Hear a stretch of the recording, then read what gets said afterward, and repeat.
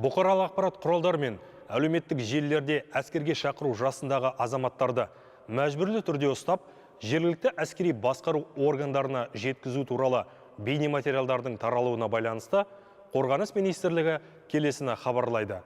Қазақстанда азаматтарды мерзімді әскери қызметке шақыру жыл сайын заңнамаға сәйкес жүргізіледі.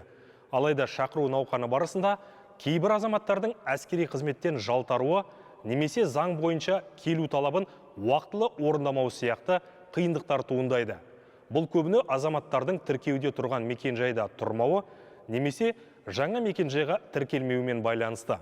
Егер шақыру қағазын азаматқа жеке табыстау мүмкін болмаса, оны жеткізуді ішкі істер органдары жүзеге асырады.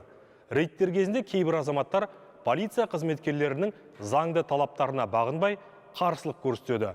Бұл олардың мәжбүрлі түрде жеткізілуіне себеп болады. Шақыру пункттерінде азаматтардың мерзімді әскери қызметке шақырылу негіздері бар жоғы анықталады. Егер негіздер болмаса, азамат үйіне қайтарылады. Ал негіз болған жағдайда медициналық тексеруден өтіп, әрі қарайғы шақыру шараларынан өтеді.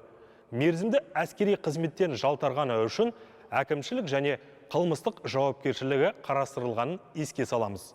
Осыған байланысты азаматтарды қолданыстағы заң талаптарын сақтауға және жалған ақпарат таратудан бас тартуға шақырамыз.